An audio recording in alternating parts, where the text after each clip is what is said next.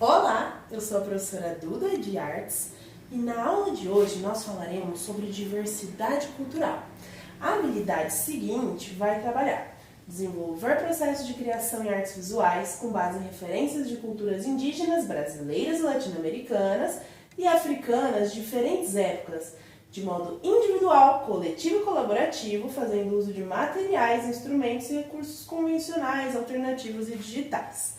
Na aula de hoje, a gente vai começar. Nós vamos abordar o tema. Portanto, diversidade cultural, o que é?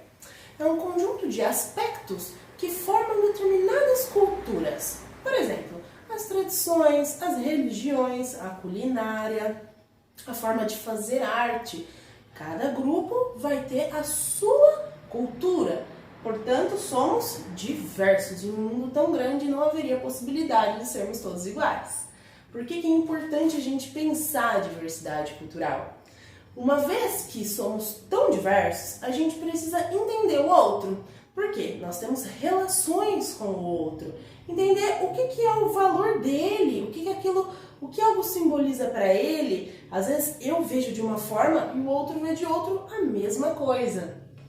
Portanto, assim, sabendo mais sobre a diversidade cultural, a gente vai estar fazendo com que ocorra menos bullying, menos preconceito, menos guerras e até menos mortes.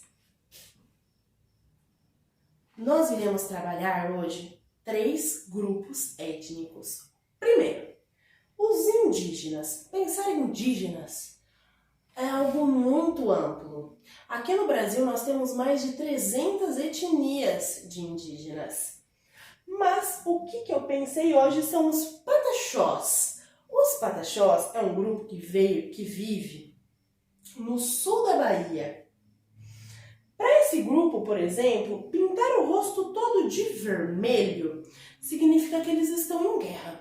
Já para um outro grupo, pode ter outro significado. É aí que está a nossa diversidade de pensamentos. Exemplos de pinturas pataxós.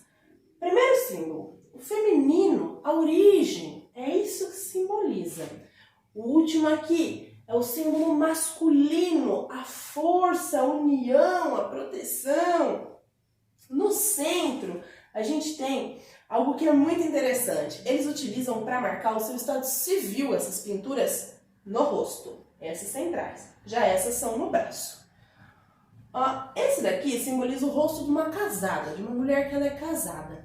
Ela não vai chamar tanto atenção e as outras pessoas em volta saberão que ela é uma mulher casada. Portanto, sem muita conversinha, não é? Já uma mulher solteira, ela vai colocar no seu rosto algo que já chame mais atenção. Até para poder mostrar para os parceiros que elas estão interessadas, talvez, em algum relacionamento. Eu trouxe para vocês o estado civil dos pataxós. Essa primeira imagem, nós podemos notar que ela tem mais linhas. Portanto, ela é uma mulher solteira.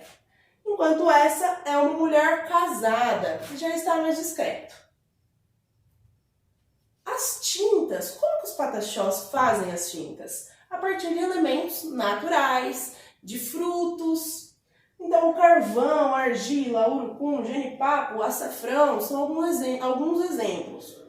O genipapo, por exemplo, eles ralam ele e aquele líquido que fica no fundo vai ser a tinta que será utilizada. O urucum, eles amassam, a pasta que se forma da semente será utilizada como tinta também.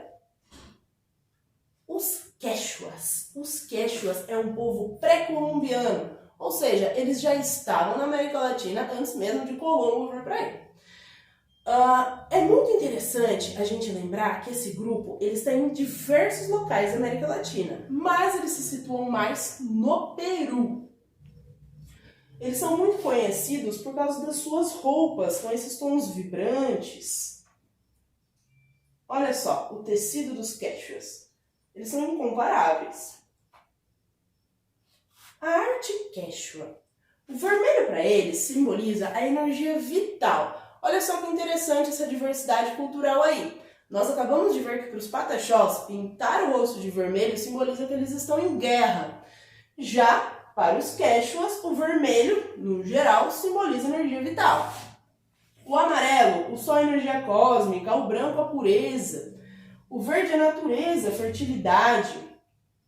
Eles são muito conhecidos pela sua tecelagem, por produzir os seus tecidos. Vejam só que interessante. Agora nós falaremos sobre o povo Ndebele. Esse povo está na África do Sul. Olha só os tons vibrantes das suas roupas, da sua arte lá atrás. Algo muito interessante ocorreu aí. Com a colonização holandesa, eles começaram a pintar as suas casas como forma de mostrar a sua força, a sua resistência. Ou seja, estou aqui. Arte Ndebele. As artes deles são produzidas por mulheres e elas não utilizam réguas, somente feito à mão. Tem algo bem interessante. Uma casa de uma mulher que ela é bem feita, tá bem bonita, bem pintada, simboliza que ela é uma boa mãe, uma boa esposa. Então as pessoas por lá vão reparar isso. Para finalizar, eu deixei uma atividade para vocês. Agora você fará um desenho ou pintura representando algum desses grupos étnicos que nós vimos. Por hoje é só. Na próxima aula a gente continua. Muito obrigada!